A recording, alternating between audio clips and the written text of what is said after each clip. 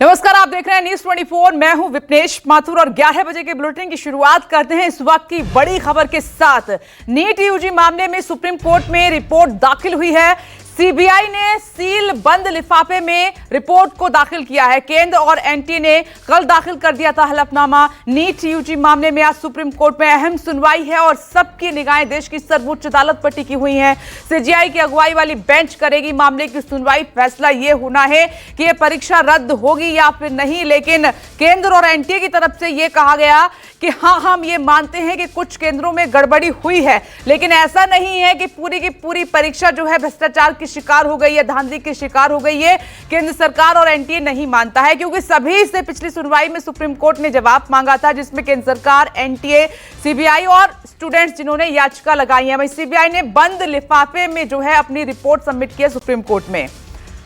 और ज्यादा जानकारी के लिए प्रभाकर मिश्रा हमारे साथ जुड़ गए हैं, जो लगातार इस मामले में अपनी नजर बनाए हुए हैं। दीपक दुबे भी हमारे साथ दिल्ली से ही मौजूद हैं, लेकिन सबसे पहले प्रभाकर मिश्रा का रुख कर लेते हैं। प्रभाकर, बड़ा सवाल यही है, एक तो सीबीआई ने जो बंद सील्ड जो रिपोर्ट दाखिल की है सुप्रीम कोर्ट में, इससे जुड़ी हुई जानकारी, और दूसरा केंद्र और एनटीए नहीं मान रहा है कि पूरी की पूरी परीक्षा में धांधली हुई है। वो कुछ सेंटर्स का जिक्र कर रहे हैं कि हम मानते हैं कुछ जगह पर गड़बड़ी हुई है।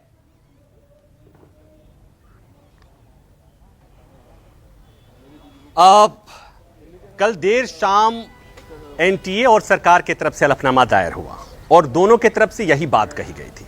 दरअसल सुप्रीम कोर्ट ने जो पिछली सुनवाई में सवाल किया था कि बताना है, ये बताइए कि पेपर लीक हुआ तो उसका पैमाना क्या था, किस स्तर का लीक हुआ, क्या सोशल मीडिया के जरिए हुआ था, और अगर हुआ था तो सीजीआई ने कहा था कि अगर सोशल मीडिया के जरिए अगर लीक हुआ था तो पेपर रद्द करना होगा। तो एनटीए और सरकार को इस बात का अंदेशा है, उसे पता है कि क्या जवाब देना है और क्या जवाब नहीं देना है, इसलिए बहुत सावधानी से हलफनामे में बात कही गई है कि गड़बड़ी तो हुई है, लेकिन गड़बड़ी का पैमाना उतना व्यापक नहीं है कि पेपर रद्द करने की जरूरत है। दूसरी बात, बहुत कॉशियसली यह बात कही गई है कि सोशल मीडिया के जरिए पेपर लीक नहीं हुआ है।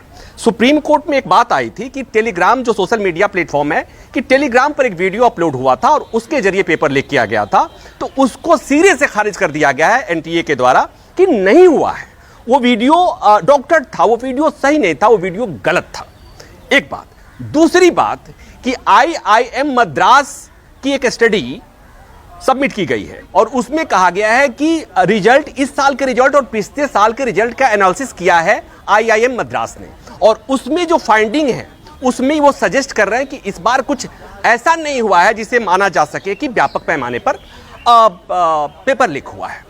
तो दरअसल बहुत सावधानी से हलफनामा दायर किया गया ताकि सुप्रीम कोर्ट पेपर को रद्द न करे, दोबारा एग्जाम करने का आदेश नहीं दे, क्योंकि जो सवाल थे, अगर उस सवाल के जवाब अफर्मेटिव में आते, उस सवाल के जवाब में कहीं से भी ये बात, कहीं से संकेत भी आ जाए कि पेपर लीक हुआ था और सोशल मीडिया के जरिए लीक हुआ था, तो सुप्रीम कोर्ट ने कह दिया था, सीजीआई ने कह दिया था कि तब हमें पेपर दोबारा कराने के अलावा हमारे पास कोई विकल्प नहीं होगा।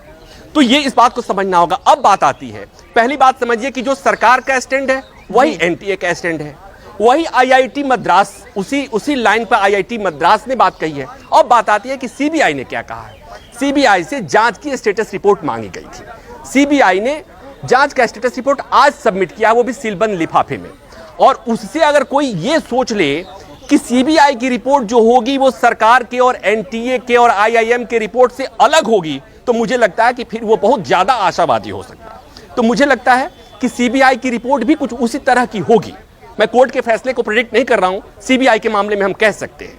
तो ये जब सुनवाई होगी तब सीबीआई की रिपोर्ट में क्या है वो बातें सामने आएंगी। लेकिन महत्वपूर्ण बात यह है कि जो तमाम रिपोर्ट्स हैं, तमाम बातें आई हैं, उसमें उन बातों का को क्या, जो आर्थिक अपराध यूनिट ने, पटना ने, बिहार ने जो रिपोर्ट सबमिट की थी, जो उसकी फाइंडिंग थी, उसका क्या? वो तो रिपोर्ट चिल्ला चिल्ला के कह रहे थे कि पेपर लीक की संभावना से इनकार नहीं किया जा सकता। तो बात यही है कि सरकार ने अपनी बात कह दी, एनटीए ने अपनी बात कह दी, आईआईएम मद्रास ने अपनी बात कह दी, सीबीआई ने भी अपनी बात कह दी। अब इस बात को कॉन्ट्राडिक्ट किया जाएगा सुप्रीम कोर्ट में जब सुनवाई होगी। सुनवाई 2 बजे के आसपास उम्मीद की जा सकती है, आइटम नंबर 40 है, तो थोड़ा विलंब से सुनवाई होगी, वो 1 बजे के आसपास होगी, लंच के टाइम, मतलब आप समझ सकते हैं कि उसी आसपास सुनवाई होगी, थोड़ा समय लगेगा। बेंच ऐसे भी आज 1 घंटे लेट से बैठी है, करीब 11 बजे के आसपास बैठी है। तो ये जितनी चीजें रखी गई है सरकार की तरफ से, एनटीए की तरफ से, उनको, उन तथ्यों को कोर्ट कितना मानती है, उस पर कितना भरोसा करती है, याचिकाकर्ताओं की तरफ से उस पर दलीलें दी जाएंगी, उसको क्रॉस किया जाएगा, तो सब कुछ दारोमदार सुप्रीम कोर्ट की तरफ है। सरकार बार बार कह रही है कि किसी भी कीमत पर परीक्षा दोबारा कराए जाने का आदेश नहीं देना चाहिए, इसलिए कि इससे जेन्युइन बच्चों, ये 24 लाख बच्चों पर एक्स्ट्रा बर्डन पड़ेगा। लेकिन बात और सवाल अभी भी कायम है कि शुरू से सरकार डिनायल के स्टेज में थी, एनटीए डिनायल के स्टेज में था कि कोई गड़बड़ी नहीं हुई है, कोई लीकेज नहीं हुआ है, और यहां तक कि ग्रेस मार्क्स को लेकर भी एनटीए डिनायल के मोड में था, लेकिन मानना पड़ा बाद में ग्रेस मार्क्स की व्यवस्था के बच्चों को दोबारा परीक्षा देनी पड़ेगी। तो कुल मिलाकर ये कि सारा दारोमदार सुप्रीम कोर्ट की तरफ, बच्चों की निगाहें सुप्रीम कोर्ट की तरफ, बच्चों के पेरेंट्स की निगाहें सुप्रीम कोर्ट की तरफ, और सरकार की निगाहें भी सुप्रीम कोर्ट की तरफ, क्योंकि सरकार नहीं चाहती है कि दोबारा परीक्षा हो। और बच्चे जो सुप्रीम कोर्ट आए हैं उनको सुप्रीम कोर्ट से बहुत उम्मीदें हैं। अब सारा दारोमदार सुप्रीम कोर्ट की तरफ है। थोड़ी देर बाद सुनवाई होगी, 1-1.5 घंटा और समय लग सकता है, और तब चीजें साफ हो पाएंगी कि सुप्रीम कोर्ट क्या करता है, सरकार और एनटीए की बातों को मानता है या उन बच्चों को के हक में फैसला देता है जिन्हें लगता है कि जेन्युइनली उन बच्चों ने अच्छा किया था, अगर धांधली नहीं हुई होती तो उन्हें अच्छा मेडिकल कॉलेज मिलता, लेकिन इस बार नहीं मिल पा रहा है। तो ये देखना काम सुप्रीम कोर्ट का है। सुप्रीम कोर्ट से जो बच्चे यहां आए हैं उनको तमाम बहुत उम्मीदें होंगी, बिल्कुल। तो थोड़ी देर बाद थोड़ा इंतजार करना पड़ेगा सुप्रीम कोर्ट की सुनवाई तक। और पिछली सुनवाई में जो सुप्रीम कोर्ट ने कहा, और प्रभाकर आपने एक बात को कोट किया, वो बहुत इंपॉर्टेंट है। आज की हियरिंग में उस बात को सुप्रीम कोर्ट कैसे लेता है, वो बात यह कि अगर सोशल मीडिया के माध्यम से पेपर लीक हुआ है तो ये जंगल में आग की तरह है। तो तमाम जो भी हलफनामे हैं और जो बातें सामने आई हैं, इस बात को कैसे सुप्रीम कोर्ट देखेगा, ये भी गौर करने वाली बात है।